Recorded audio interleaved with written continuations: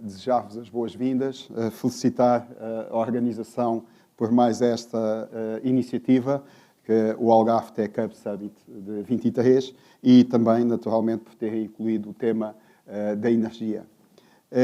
Para debatermos aqui como é que a energia, como é que a tecnologia pode potenciar a transição energética, temos aqui alguns convidados.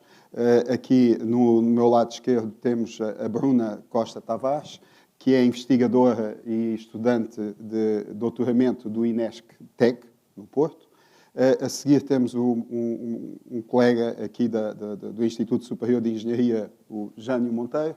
E depois temos a Márcia Pereira, que é cofundadora e CEO de uma empresa, Bandora Systems, que já vamos ver o que é que fazem e o que é que podem fazer, o que é que se podem fazer por nós relativamente à energia. Nós temos metas ambiciosas relativamente à energia, já para 2030. Eu não sei se sabem, enfim, há vários documentos oficiais, o Governo e o Estado português assumiram várias metas, entre elas o roteiro para a neutralidade carbónica em 2050. Portanto, em 2050 pretende-se a neutralidade carbónica total. 2050 é já amanhã. E para 2030, que é só daqui a 7 anos, já temos metas, nomeadamente 47% do consumo de energia final, que seja de cerca de 47% de fontes de energias renováveis. Neste momento, posso-vos dizer que andará à volta dos 30%, portanto, 30% para 47%.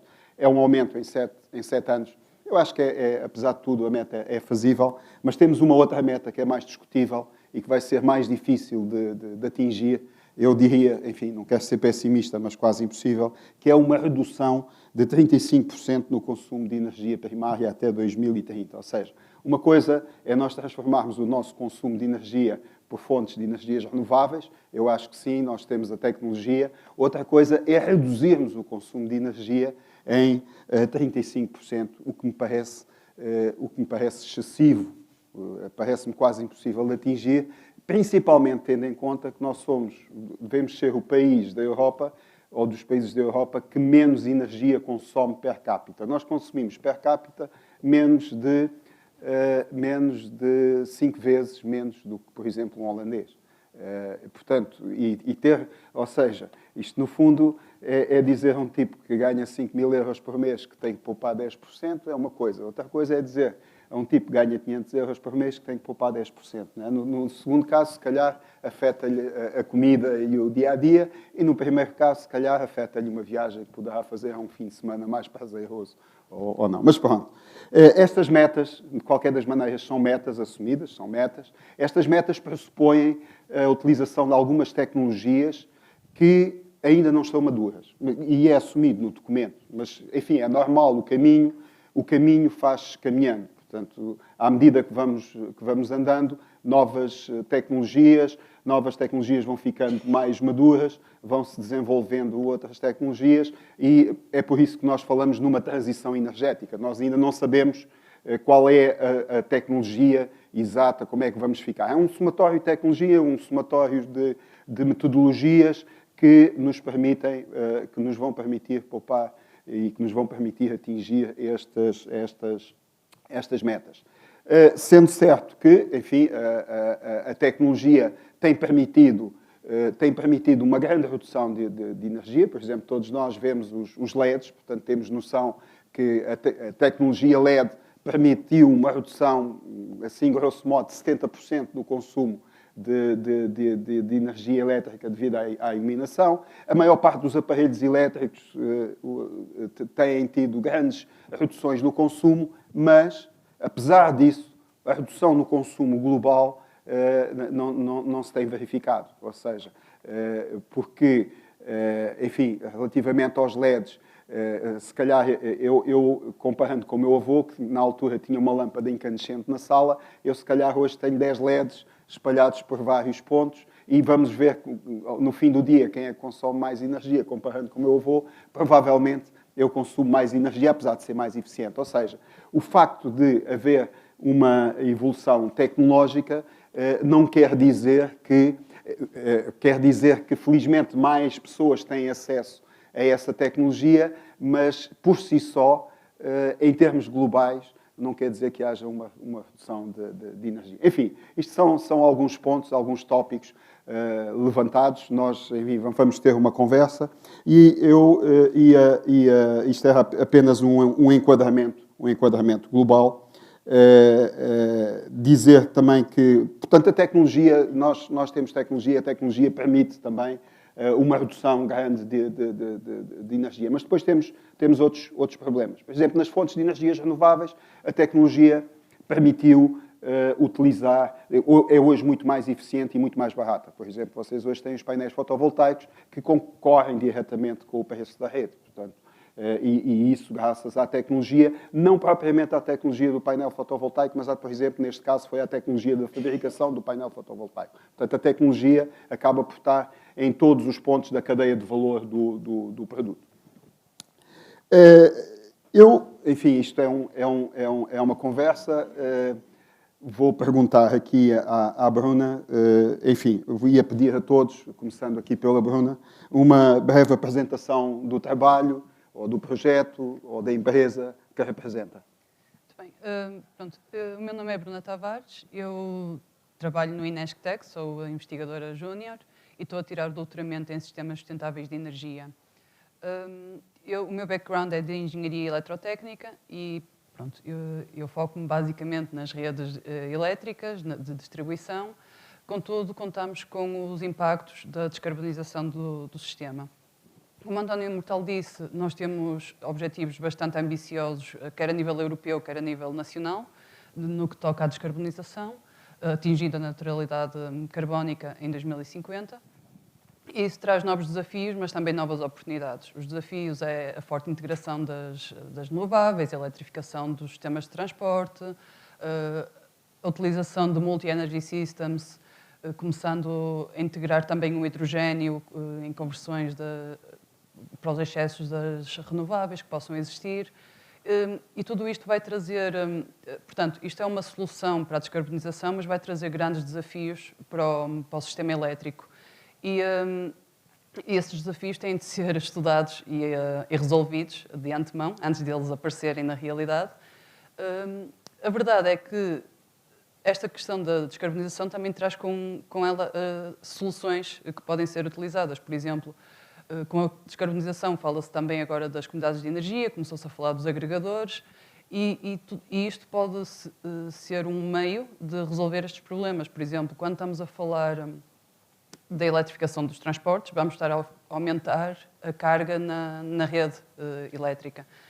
Contudo, também podemos utilizar as comunidades de energia ou a flexibilidade do sistema ou até mesmo injeções de renováveis para resolver certos problemas que poderão aparecer na rede derivado dessa eletrificação em massa, devido à eletrificação dos transportes ou devido a começarmos a eletrificar certos setores ou certos serviços que anteriormente seriam feitos por fontes de energia não renovável ou energias fósseis. Portanto, eu trabalho basicamente na parte da operação de rede e na parte de planeamento, desenvolvimento de algoritmos de otimização e operação.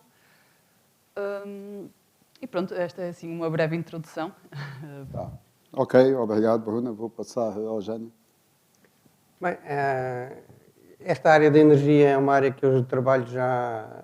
Eu sou engenheiro eletrotécnico, também do Porto, fiz o curso na FEUP, mas entretanto depois fiz o mestrado e o doutoramento no técnico e basicamente comecei a trabalhar no final do doutoramento nesta área, no final, já depois de acabar o doutoramento, na área da energia. Porque esta área da energia, hoje em dia, devido aos problemas da intermitência das renováveis e à necessidade de controlar o consumo, exige que nós combinemos aqui as telecomunicações, das telecomunicações com a parte da energia. E eu, como eletrotécnico de base, é uma área que sempre gostei, era justamente a parte da eletrotecnia clássica, digamos.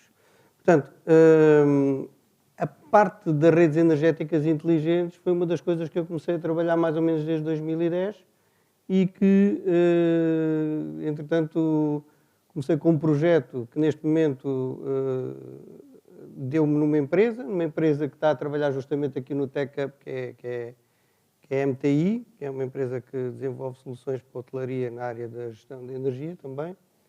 E de lá para cá, depois não tenho parado, porque é uma área de facto que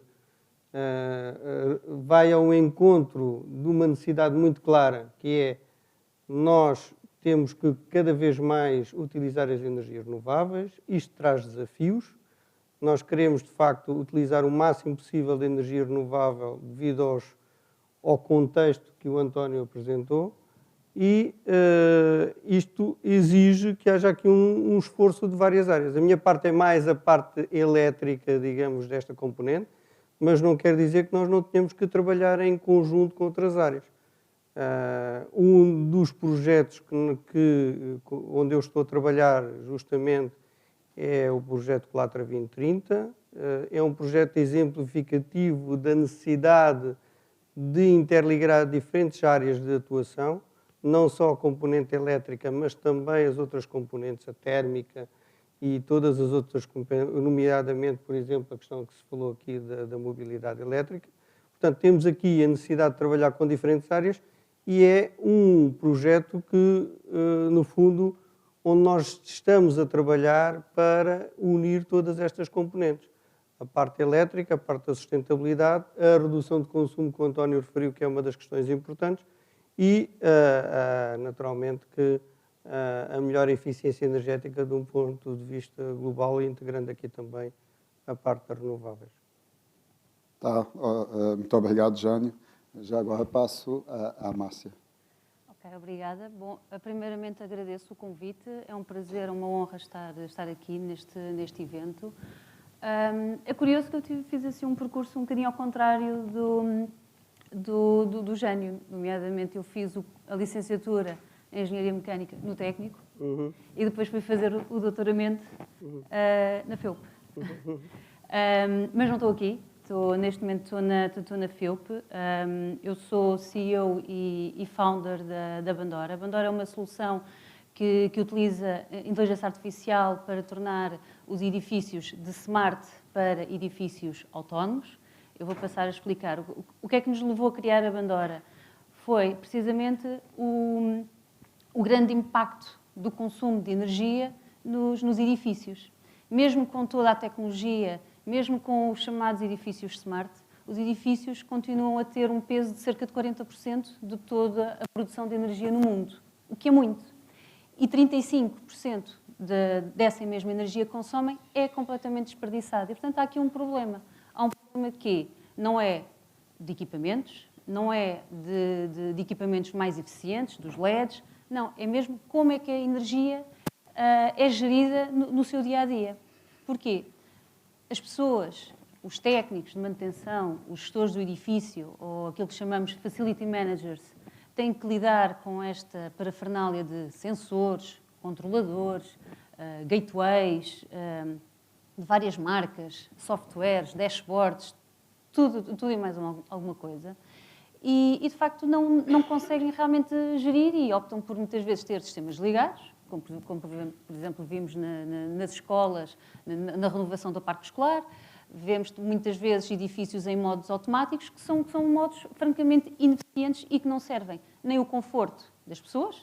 Aliás, eu não sei se tem uma noção, mas 90% das queixas dos ocupantes nos edifícios é relativamente ao conforto térmico, ou seja, está muito quente, está muito frio.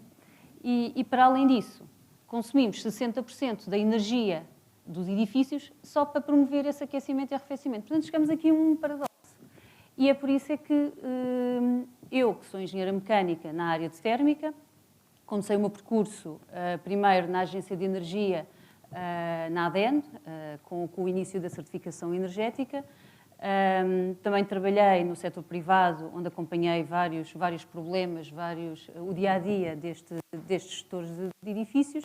E pensei, em conjunto com alguns colegas, uma forma de melhor gerir esta energia. Ou seja, como é que vamos apoiar, suportar a tomada de decisão de um facility manager, de um técnico de manutenção. E aquilo que nós pensámos foi, bom, idealmente era termos uma pessoa a olhar permanentemente para uma consola, para um ecrã, para um software, e com toda a informação que tem disponível, ou seja, os consumos de energia, qual é que é a temperatura interior no edifício, qual é que é a previsão meteorológica, quantas pessoas previsivelmente vamos ter no edifício e nos vários espaços do meu edifício. E, portanto, isto está constantemente conhecendo exatamente como é que o edifício funciona, ou seja, quanto tempo demora para aumentar ou reduzir 1 grau Celsius de temperatura e, mediante essa informação, tomar essas decisões. Claro que, obviamente, isto é humanamente impossível.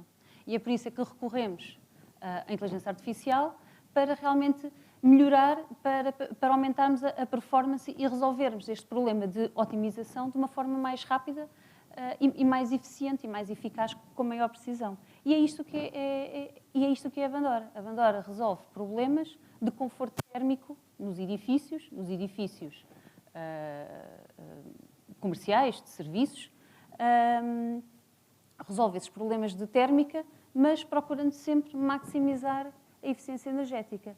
Se tivermos um edifício perfeitamente ajustado às necessidades e ajustado de uma forma dinâmica às necessidades de conforto e procurando sempre a maior eficiência energética, conseguimos reduções até 40% de energia.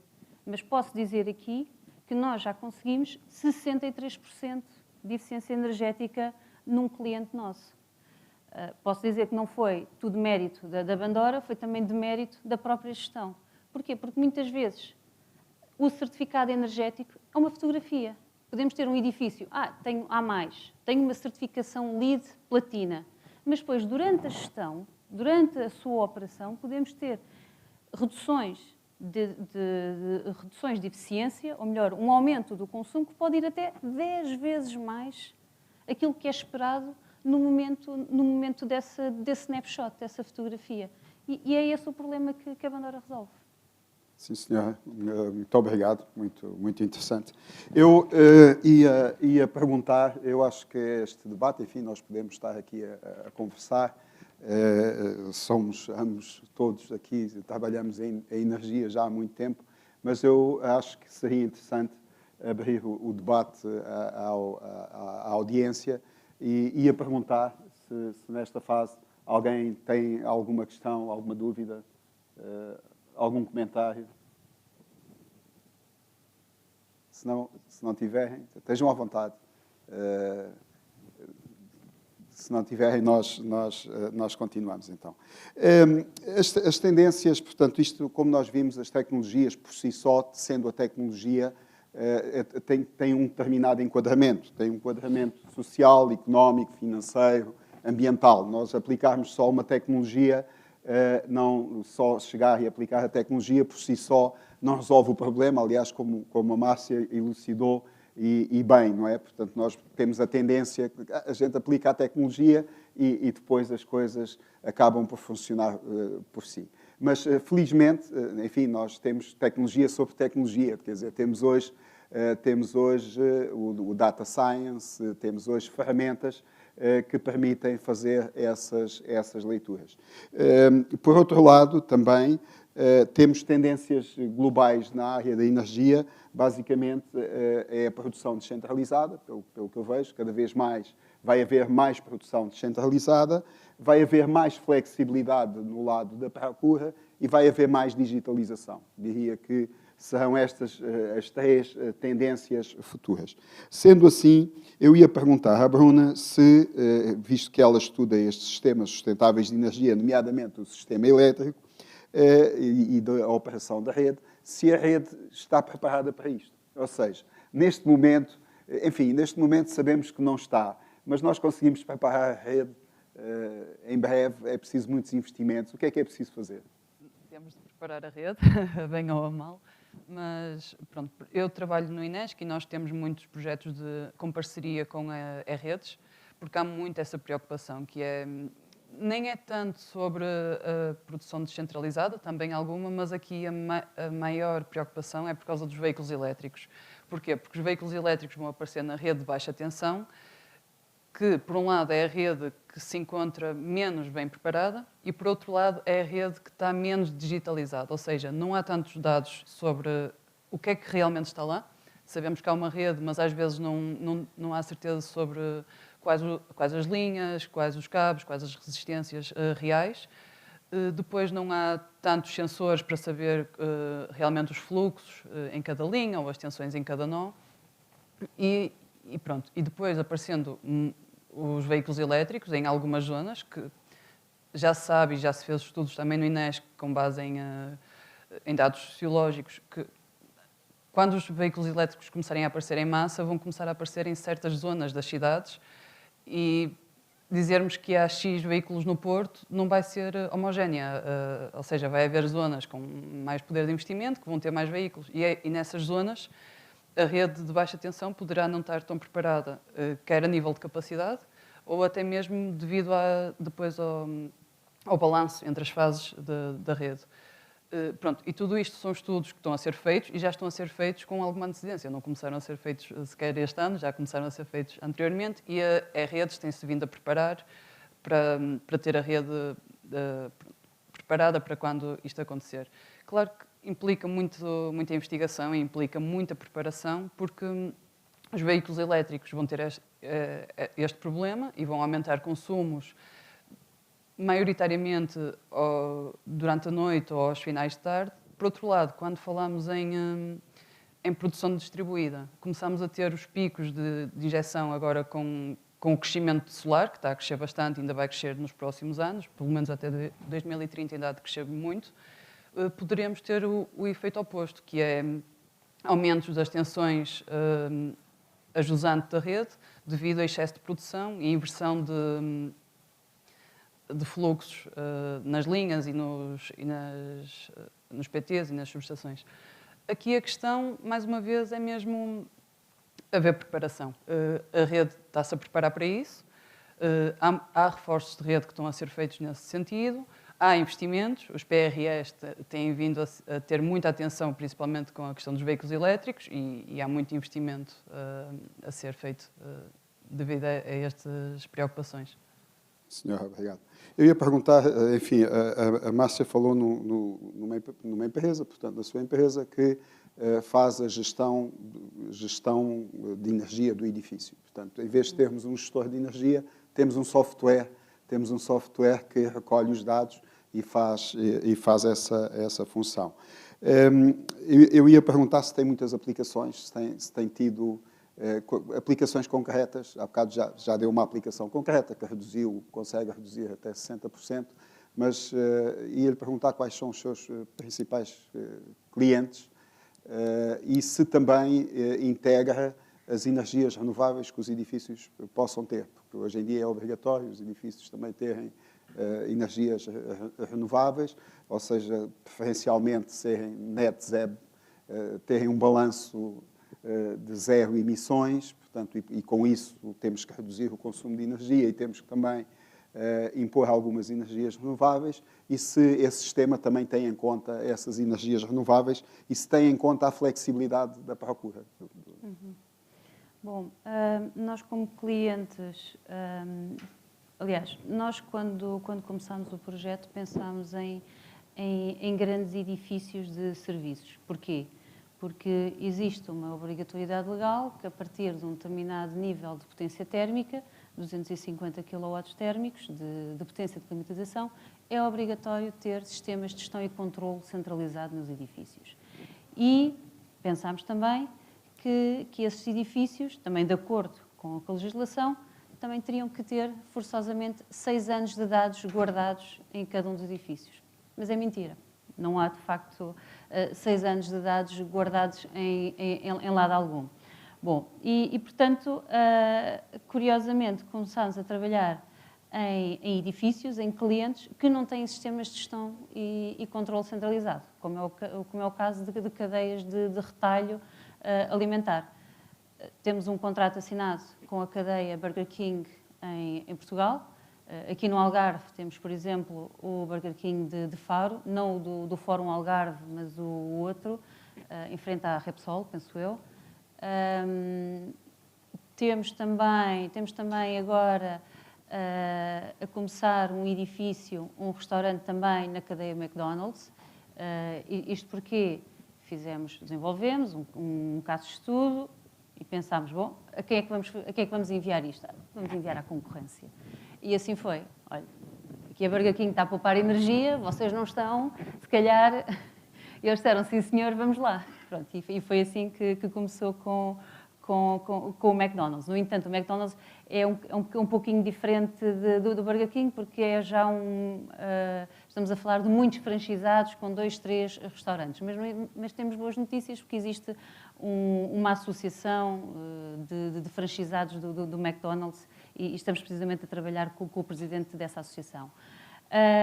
Para além do retalho, porquê? Porque percebemos que o retalho alimentar, aliás, o retalho no seu geral, está a passar por graves dificuldades. Porquê? Devido ao aumento do preço das commodities e ao contrário, por exemplo, os edifícios de escritório que podem optar pelo híbrido, no retalho não, é impossível, ou seja, temos lojas abertas ao público, temos centros comerciais abertos ao público, independentemente se tem muita gente ou não, tem que trazer conforto para as pessoas, com o preço da energia aumentar, da própria distribuição também aumentar, portanto, temos assistido aqui a uma grande crise onde as cadeias têm vindo a fechar, como é, por exemplo, no Brasil, a cadeia de franchise americanas, por exemplo, que é uma espécie de Target, estão a fechar e, portanto, é importante haver este tipo de soluções que reduzam a sua pegada, a sua dependência energética. Para além do retalho, também temos trabalhado com edifícios de escritório, não só de pequenas e médias dimensões, mas também de grandes dimensões. Estamos a falar já em que medimos 6.000 pontos de dados. Relativamente à sua questão sobre a integração ou não de energias renováveis, nós temos edifícios que integram, que já incluem sistemas de produção renovável. No entanto, para a nossa análise, porque aquilo que nós desenvolvemos neste momento é um controle de IA, um controle de inteligência artificial para gerir o conforto térmico dos ocupantes, para trazer conforto e gestão térmica, ou seja, um controlador para os sistemas de climatização. Claro que temos em roadmap o desenvolvimento de controle de sistemas de iluminação, ou seja, um controlador de inteligência artificial que não só mede a luminosidade exterior, a luminização interior, faz a gestão do sombreamento, das próprias persianas, mas também dos níveis de lumínicos, mas também com informação de quanto é que isso depois vai impactar também no meu consumo de climatização. Porquê? No caso do verão, se eu optar por ter mais iluminação natural, isso significa que eu vou depois aumentar a temperatura do meu espaço. E, portanto, temos que fazer também toda esta análise de dados, de informação, que não tem uma relação óbvia, uma relação física óbvia, em que só conseguimos resolver de uma forma estatística.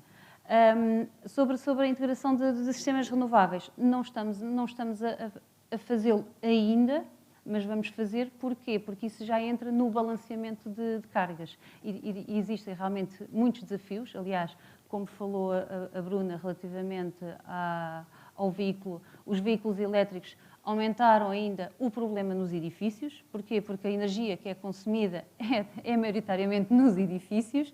Temos edifícios de serviços, escritórios com frotas de 20, 30, 40 carros elétricos que, quando chegam aos seus empregos às 9 da manhã, estão todos a carregar em simultâneo. E é precisamente nessa altura em que o meu custo de energia é maior, tenho um maior pico de potência em período de ponta, logo vai impactar a minha fatura energética. Portanto, é fundamental desenvolver-se também controladores ou balanceamento de cargas que tenham em conta todas essas componentes. A componente renovável, picos de consumo, sejam eles através por via de veículos, dos veículos elétricos, mas também a própria demanda do edifício em si. Aliás, nós estamos envolvidos numa agenda mobilizadora no âmbito do PRR, liderada pela Bosch, nomeadamente para resolver esse problema, o problema do balanceamento de cargas.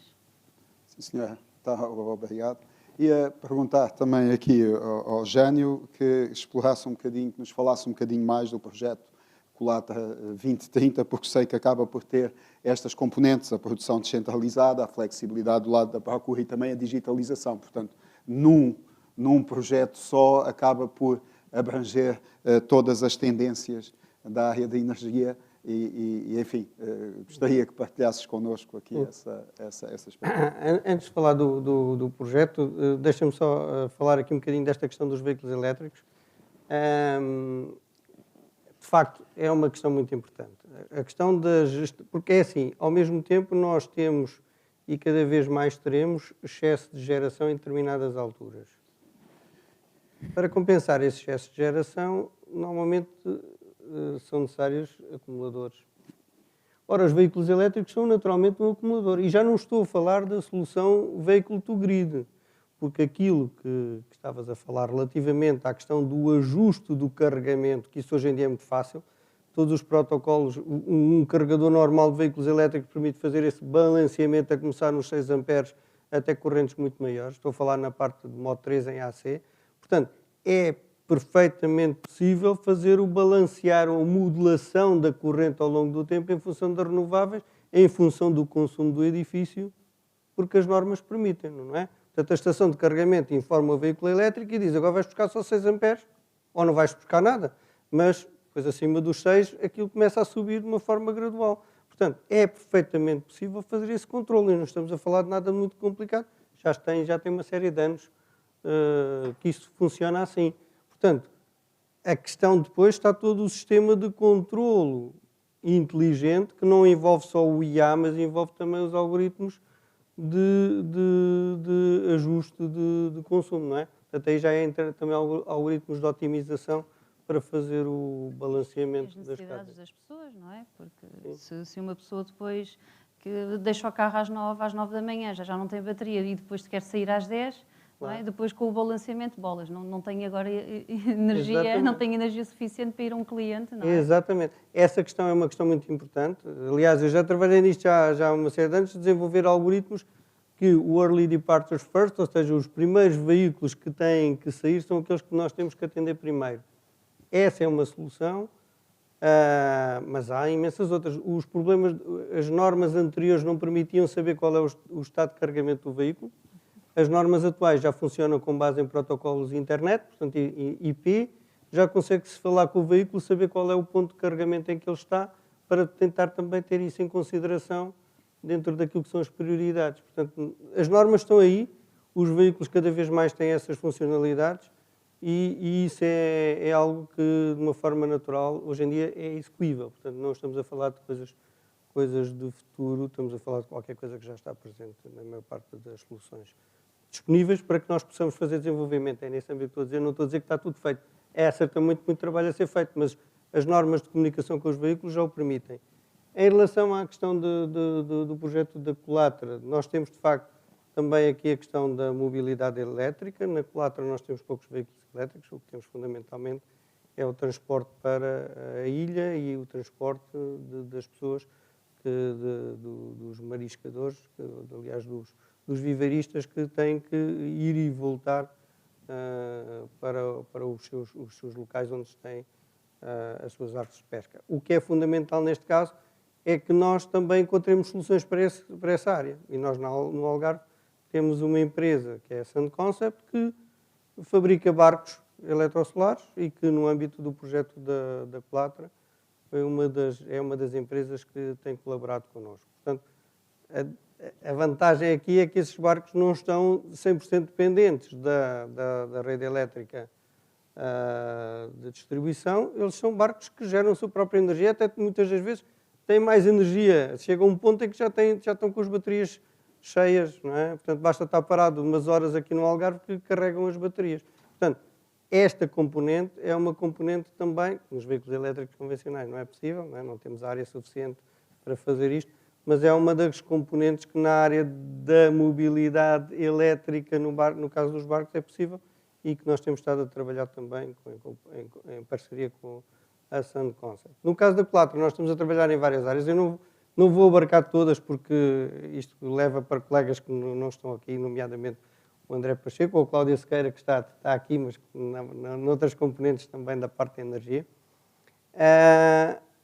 De qualquer forma, nós estamos agora a avançar para uma área que para nós é muito importante, que é a questão da descentralização, que se falou aqui, que é a capacidade, e somos projeto piloto de uma comunidade de energia renovável, da ERSE, uma das 4 aprovadas pela ERSE a nível nacional, e o objetivo é integrar a gestão da energia a nível de uma comunidade. Portanto, a nível da comunidade, ter a capacidade de gerar de forma descentralizada e distribuir essa energia pelas pessoas que pertencem a essa comunidade. Para quê? Para que possamos ter um investimento coletivo, visto do ponto de vista da comunidade, e uma redução de custos também para as pessoas. Portanto, esse também é o nosso objetivo. Ok, obrigado. Eu vou voltar a perguntar à assistência se alguém, passado este período de debate, se alguém quer interagir, se tem alguma questão, alguma dúvida, ou se quiser até dar o seu exemplo ou a sua experiência. Força. Já diga. Eu tenho, professor. Eu vou me dirigir especificamente à Bruna e à Márcia. Acho que minha questão é um pouquinho mais abrangente do que especificamente a energia, mas tanto Bruna como Márcia fazem parte de um grupo que são mulheres na tecnologia, e eu queria aproveitar a oportunidade de tê-las aqui conosco para entender um pouco se ainda existem alguns desafios diante da presença feminina dentro de uma área que até pouco tempo era majoritariamente ocupada por homens, e como tem sido para vocês, Márcia, enquanto CEO de uma startup de tecnologia, da área de engenharia, e Bruna também atuando nesse segmento, se vocês ainda encontram desafios, se acham que, enfim, o caminho está muito mais aberto, mas trazer um pouquinho dessa contribuição. Obrigada. Força. Eu posso começar. Eu posso dar aqui o enquadramento enquanto startup, enfim, as startups, enfim, precisam de muito investimento externo, seja ele enquanto grants, fundos estruturais, sejam eles de VC, de capital de risco, e da minha experiência, de facto, tem sido mais fácil consegui-lo através de projetos de investigação e desenvolvimento do que de investimento privado.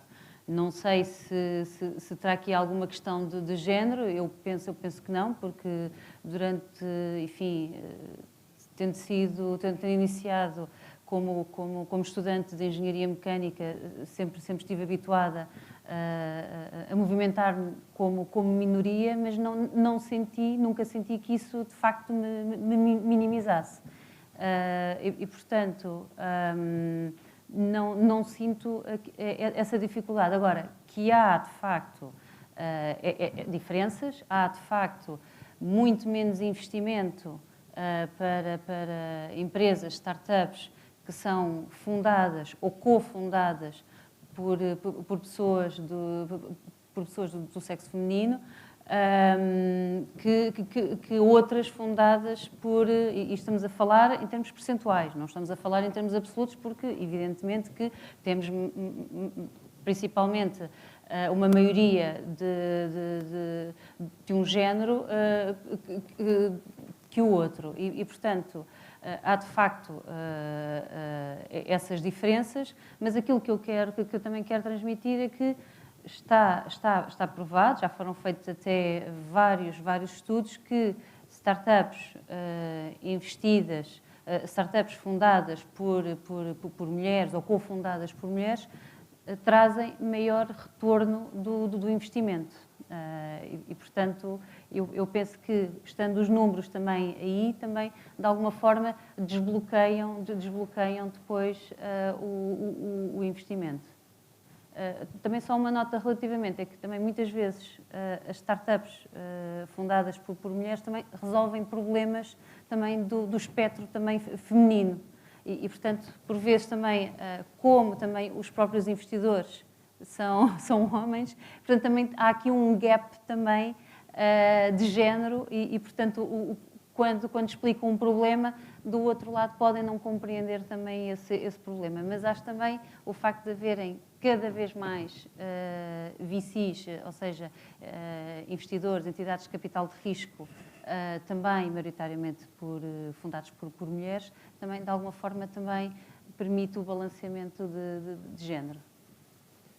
Ok, eu, tal como a Márcia, posso admitir que durante o meu percurso académico não notei assim nenhuma dificuldade ou... Pronto, eu quando iniciei o meu curso de Engenharia Eletrotécnica éramos 220 alunos naquele ano, 20 éramos raparigas, ou seja, era uma diferença grande. Eu posso dizer que durante o curso nunca me senti menos que os restantes alunos ou diminuída. Contudo, aquilo que eu venho a notar é que há um condicionamento social que ainda faz com que a mulher, de certa forma, acredite que tem certas barreiras. Por exemplo, eu faço parte dos FEL, Future Energy Leaders, que é uma iniciativa do World Energy Council, e nós, no ano passado, ou há 2 anos, percebemos que as candidaturas que tínhamos para novos membros eram maioritariamente de homens. E aquilo que nós viemos a reparar é que, pronto, na área de energia realmente há mais homens que mulheres, então é óbvio que vamos ter mais candidaturas de homens do que mulheres, mas não era está a faltar a palavra. Não era proporcional. O que nós também reparamos foi que nós tínhamos certos requisitos e dos homens que enviavam as candidaturas, muitos deles não cumpriam os requisitos. Contudo, as mulheres que enviavam as candidaturas cumpriam certamente aqueles requisitos e algumas delas até eram demasiado qualificadas. Então, o que nós tiramos ali um bocado de conclusão é que, socialmente, o homem arrisca-se mais e a mulher fica sempre mais retraída. Talvez por isso, agora já está a mudar um bocadinho o panorama, mas há muitas mulheres que em tempos não iam para a engenharia, um pouco com receio. E as que iam e pronto, e tinham sucesso e estava tudo bem. Mas, socialmente, há um certo condicionamento que faz com que a mulher acredite que não vai ser capaz ou que aquilo não é para ela. E é isso que se tem vindo a... Pronto, tenta-se batalhar um pouco nisso. Nós, nos FEL, criámos depois uma iniciativa que é o Mulheres na Energia, precisamente com algumas iniciativas para combater um pouco isto. Iniciativas que vão desde as escolas secundárias até mulheres que já estão na área, que trabalham na área, mas que por algum motivo, aqui é um bocadinho o síndrome do impostor, que é, de uma forma geral, claro que isto não acontece sempre, mas há muitas mulheres que, tendo as mesmas capacidades, não se acreditam tão capazes como o homem. E há homens que, muitas vezes, não correspondendo a requisitos, tentam sempre e falam e chegam-se à frente. E depois, no mundo do trabalho, é isso que conta, é quem se chega à frente e quem faz. Não é quem é capaz, mas deixou por medo. Então, nesse aspecto, sim, se calhar ainda há um bocadinho de diferença, mas são coisas que vêm a ser combatidas. Sim, senhora. Mais alguma questão? Força.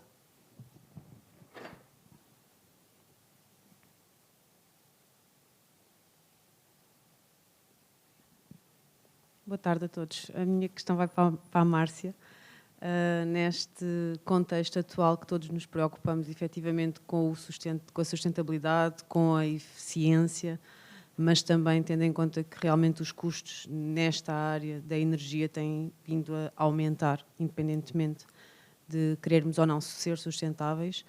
Hoje em dia as empresas procuram a Bandora, ou como a Márcia dizia, que ainda há muita reticência em investimento privado e por isso trabalham mais com projetos com fundos e que acabam por ser financiados por fundos. Existe esse equilíbrio, ou seja, as empresas procuram investir por si só ou andam de facto a reboque das necessidades e dos requisitos que a União Europeia nos incumbe e acabamos todos por andar um bocadinho a reboque daquilo que nos é pedido e não estamos genuinamente preocupados com a eficiência e com a sustentabilidade. Bom, é uma excelente pergunta. Bom, é um pouco de tudo, para ser honesta. Ou seja, evidentemente que, e principalmente na Europa, a imposição legal é o que permite, é o que permite forçar medidas de eficiência energética, como é o caso que em 2004, quando iniciou a certificação, ou melhor, a transposição da Diretiva Europeia sobre a performance energética nos edifícios para o Plano Nacional, obrigou a que todos os edifícios fossem certificados e depois, com base nessa certificação, fosse então feito um compromisso de redução de consumos, ou seja, incluir medidas de eficiência energética que depois permitiria atingir uma classe mais elevada, um B, um A+, etc. Portanto, sim, uma imposição legal numa altura em que a energia era mais acessível. No entanto, obviamente que o aumento do custo energético aumentou ainda a necessidade. Portanto, agora temos o contrário, ou seja, as pessoas querem ir para além da imposição legal, querem reduzir ao máximo. Mas não é só também uma questão de redução de consumos, é também uma questão de rentabilidade do investimento. Ou seja, empresas de desenvolvimento imobiliário conseguem trazer mais valor ao seu ativo, ao seu edifício, se tiver uma classe energética e um nível de conforto bastante mais interessante, mais elevado que outros. Portanto, é aqui um conjunto de imposição legal, sim, sem dúvida, na Europa, sim, 100%, 200%. Agora, recentemente, com o aumento e para ser sincera, quando no ano passado, quando tivemos quando iniciou a guerra na Europa, eu pensei, bom, isto vai aumentar o custo energético e de facto aconteceu. Foi quando começámos a ter cada vez mais e mais pedidos para implementar a Bandora.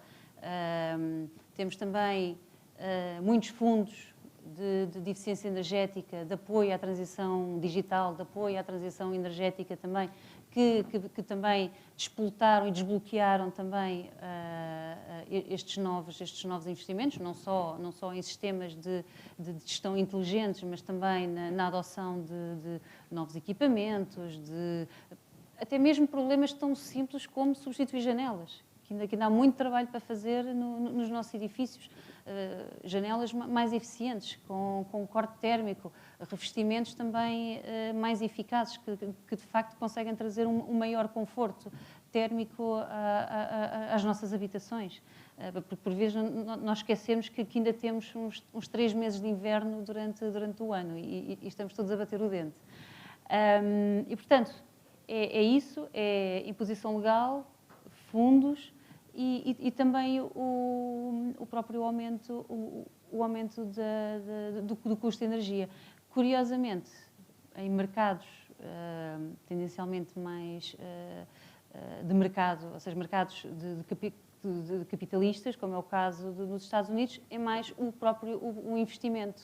Ou seja, o investimento é interessante, a rentabilidade que eu trago ao meu edifício também, portanto, vou fazer investimentos mais interessantes. Portanto, é um bocadinho, a dinâmica já é um bocadinho diferente, mais orientada para a rentabilidade do projeto.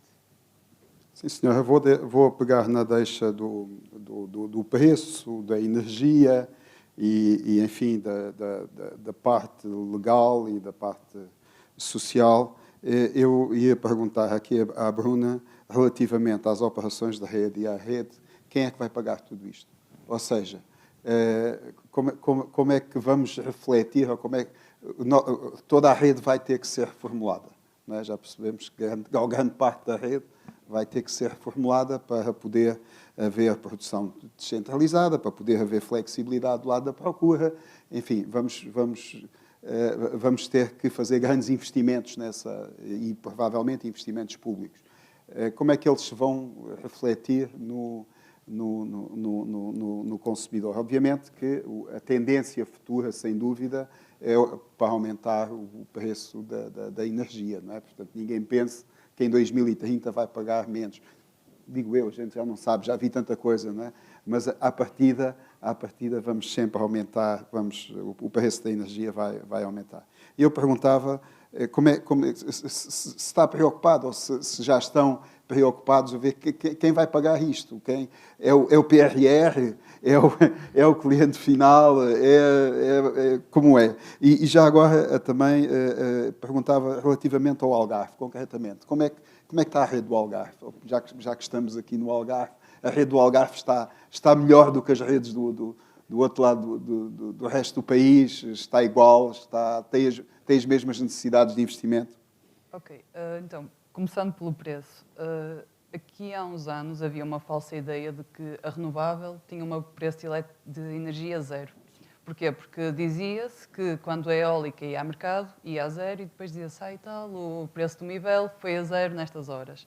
A verdade é que alguém estava a pagar os investimentos da eólica, e essas eólicas estavam a ser pagas por feed-in tariffs, ou seja, não estavam a ser pagas na tarifa chamada tarifa de energia, mas estavam a ser pagas depois nas tarifas de acesso às redes, que essas feed-in tariffs eram incluídas.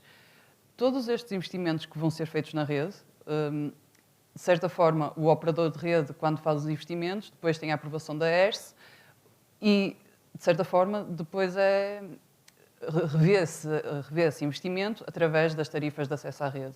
Claro que quando estamos a falar de digitalização por exemplo, da produção distribuída, nós estamos a falar de muita coisa que também vem do lado do consumidor ou do utilizador. Porque se estivermos a falar de solar residencial, aí quem paga, obviamente, é o utilizador, e depois pode haver uma operação dentro de uma comunidade de energia, mas todos esses investimentos já não são relativos ao operador de rede.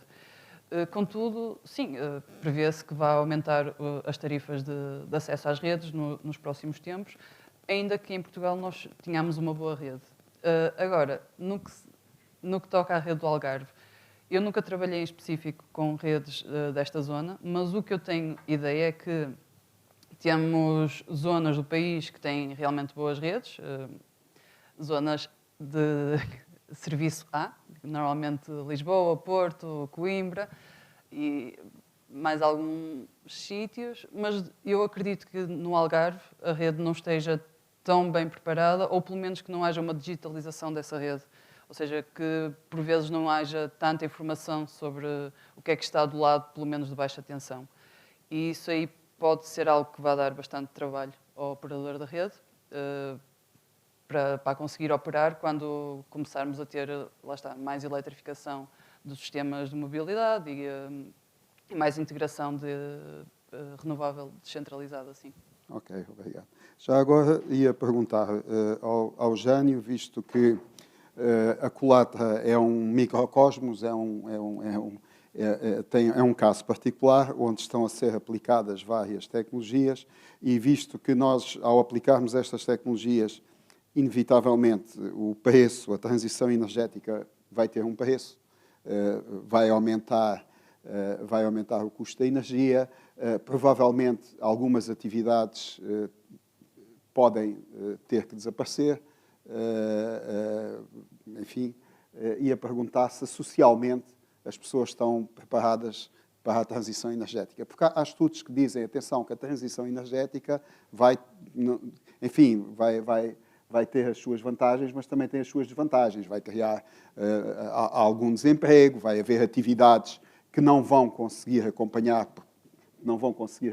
tecnologicamente, ou se calhar até vão, ou têm que se reformular, mas economicamente, provavelmente, vai haver atividades que não vão conseguir acompanhar a transição energética e também pessoas, vidas, empregos, que não vão conseguir acompanhar esta transição energética. E, enfim, olhando para o caso da Colatra, mas não só, também com a tua experiência, ia perguntar se as pessoas estão preparadas ou se sabem mais ou menos o que é que lhes pode vir a acontecer, isto para cumprirmos todos aqueles todos aqueles desidratos enfim, que eu não os ponho em causa, acho bem que os tenhamos assinado, até porque nós podemos estar orgulhosos de, enfim, estarmos na União Europeia, e a União Europeia é o bloco que lidera, já é o bloco economicamente tem um PIB maior, ou tem uma maior importância a nível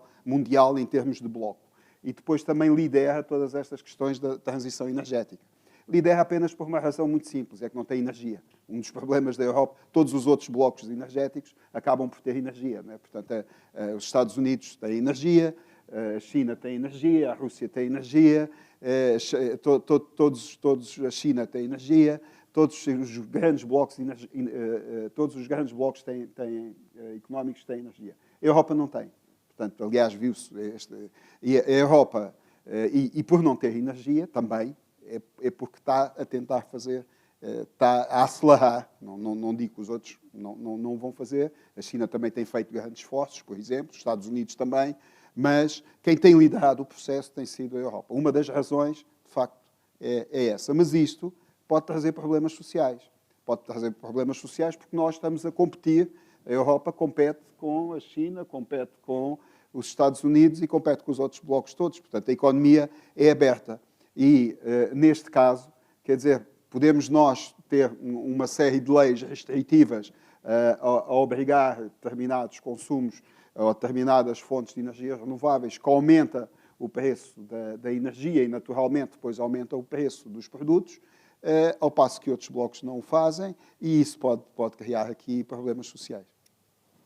Bem, em relação à questão da culatra, é assim, há coisas que nós não conseguimos fazer de um dia para o outro, naturalmente. Por exemplo, a questão dos barcos, a transição dos barcos a combustíveis fósseis para a parte elétrica não é possível fazer-se de um dia para o outro. Portanto, eu não digo que vai ter um impacto a mudança, porque eu acredito que essa mudança não se pode fazer em determinadas situações. Por exemplo, nesta questão dos barcos, sempre foi uma das questões que ou encontramos aqui uma solução de hidrogênio, outra qualquer que ainda não temos, não é? Ou então na questão das embarcações, fundamentalmente aquelas que vão para o mar, precisamos de potências grandes e não temos facilmente a disponibilidade através dos barcos. Não quer dizer que os barcos elétricos não possam ter motores grandes, mas não, todo o processo de carregamento e tudo isso exige muito mais geração do que aquela que nós temos e fazer-se também de uma forma muito mais rápida. Portanto, há aqui coisas que não poderíamos fazer tão rapidamente quanto queremos. Agora sim, é necessário também, por exemplo, quando nós falamos da digitalização, do ajuste do consumo em função da geração, isto pode ser feito de uma forma automática, mas o ideal é que as pessoas se envolvam no processo, não é?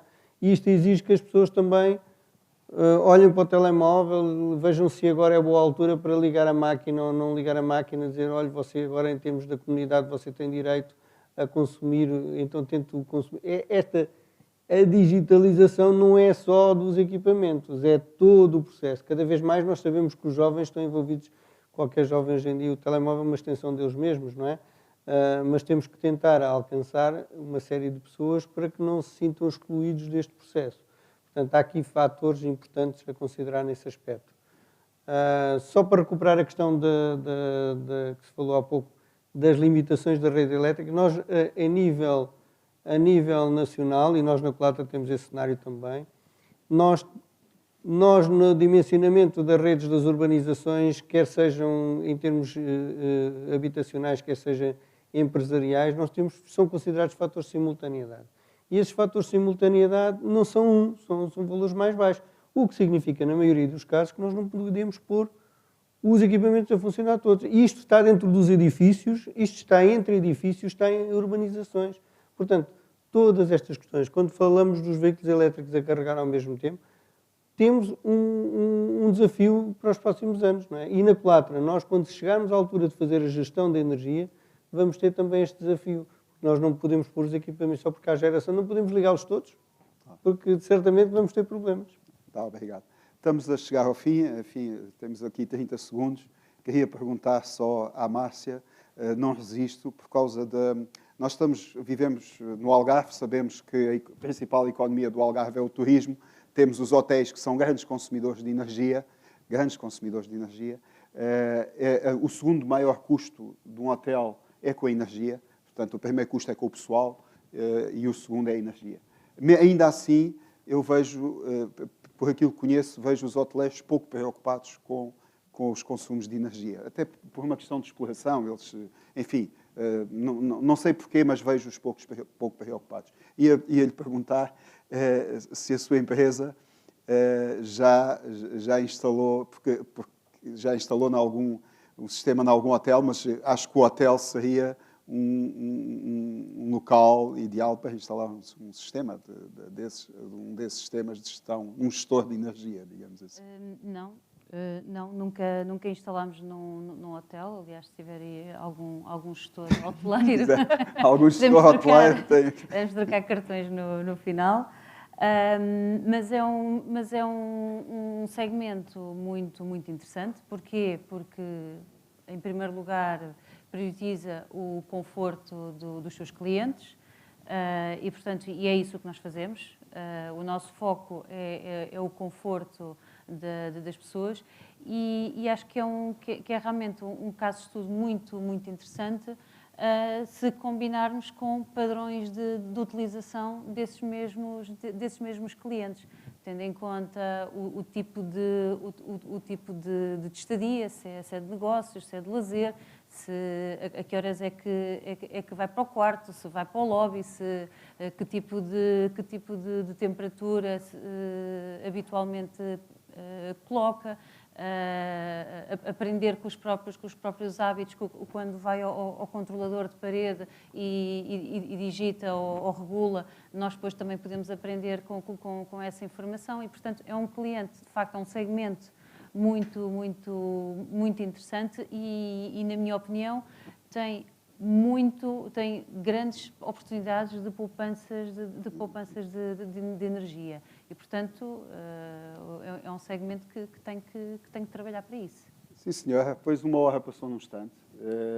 Terminámos este debate.